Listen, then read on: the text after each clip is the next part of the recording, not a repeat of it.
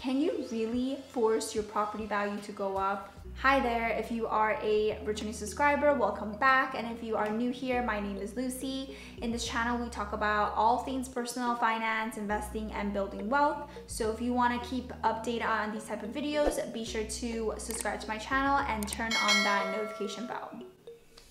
So in today's video, I will be talking about forced appreciation. What is it? Why do you need to know? And what to do to create forced appreciation. So appreciation in real estate is whenever the current value of the property is more than the original value or the purchase price of the property. Appreciation happens in two ways. The first one is natural, or what we call market appreciation, and the second is called forced appreciation. With natural and market appreciation, this happens whenever naturally demand and supply causes the value of homes in that neighborhood to increase in value.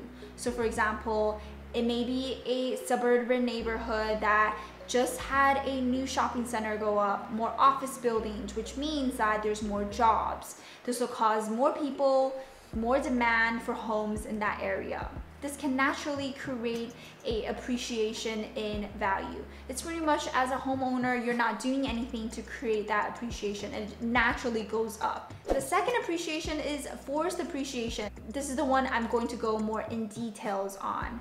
With the forced appreciation, you are doing something as a homeowner or as a buyer to create more value in the property. So for example, you may be looking at a really nice neighborhood. The worst house in that neighborhood is the one that you purchase at the lowest price possible.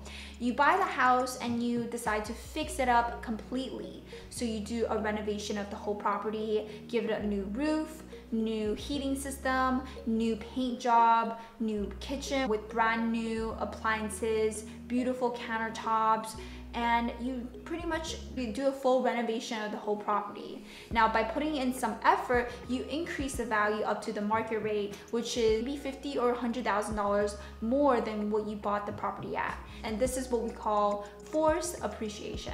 You're pretty much doing something to create more value in the property. So that's why it's called forced appreciation. A lot of people do this, especially if they're real estate investors that do fix and flips, where they buy a property that looks real bad, fix it up, and then sell it at a higher value. That's typically what happens when people are trying to force appreciation. They're just trying to make a quick gain from it. Some people do decide to hold on to the property, rent it out, and that's a better choice because you're leveraging both appreciations, both natural and forced appreciation. Now, before I move into other things you can do to cause forced appreciation, if you enjoyed this video and found any value so far, be sure to hit that like button and leave in the comments below on any forced appreciation you may have done on your property that caused the value to go up slightly or significantly. The value of the home equals the net operating income over the cap rate. So basically, what that means is that the higher the net operating income, the more value the home. There are two main ways to really force appreciation. The first is to increase the income of the rental, and the second is to decrease your expenses. So in increasing your income, there is a few things you could do. The first thing you can do is just raise the monthly rent. Is your property currently being rented for a lower rental amount? It may seem like a simple thing to do. A lot of real estate investors set a certain price and forget to update it. But obviously, when you do update your price, make sure that it is reasonable and on par with the current market rental rates. So analyze the rent prices in your neighborhood based on your competitors and see what they are doing. If you're setting the rental prices on your property too high, it may be completely vacant because no one wants to move in. If you have a current tenant on the property, consider increasing the rent every single year just so that you are on par with the market rate. The second way to increase your income is to minimize the vacancy rate. This will work if your rental price is on par with the market rate. Another way to minimize the vacancy rent is to constantly be posting ads about your property rental to make sure that you're constantly active trying to get the property rented out. Make it attractive. Make sure that the property is in good condition. It is a place that people want to live. The third way to increase income is to provide more space.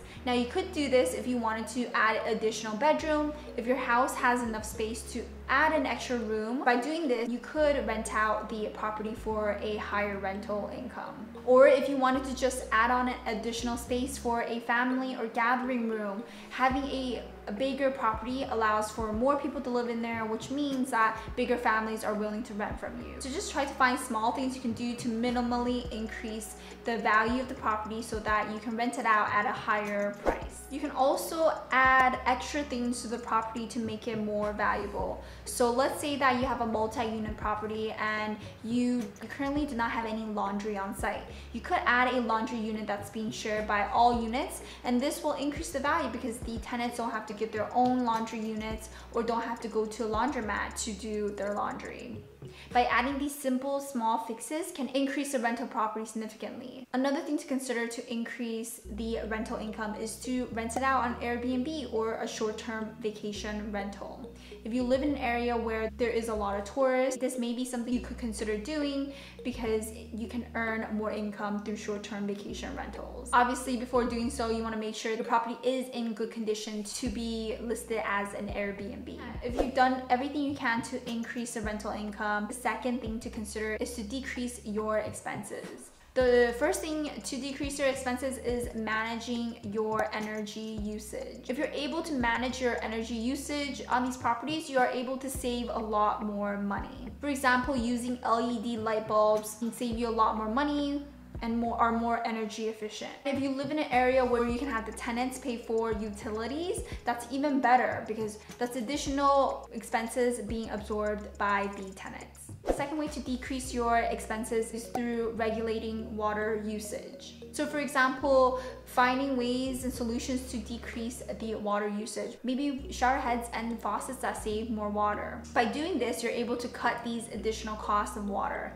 And if your tenant is the one paying for water, that's even better. Another way to decrease your expenses is to partner with one service provider for services. So for example, maybe one person that you contract that works on your plumbing, that works on your electrical, that works on any issues on the property, and they're the ones that you go to for every issue that you have. You'll be able to build a better relationship with this person and eventually be able to get some additional discounts from that. And the last thing that can help you decrease your expenses is to be proactive in maintenance and addressing any house issues. If you have a leakage somewhere in the house, be sure to address it early on before it causes a bigger problem. You may be spending a couple $100s to fix that now, but if you wait until a year, 2 years from now to fix it, it may be a few $1,000s to fix that because it caused damage elsewhere. Repairing on time can save a great amount of money, and as well as problems which are typically left for later can be transferred into bigger issues. So that is it. If you want to force appreciation on your property by adding more value, you can increase the rental income or decrease your expenses. Forced appreciation can be very challenging, but can be very rewarding if you've done it properly. And that is it for the video. If you enjoyed it and you found any value, make sure you hit that like button. And if you want to learn more about real estate investing, building wealth, be sure to subscribe to my channel and turn on that notification bell. I do post videos every single week. Check out these videos on other ways to invest your money.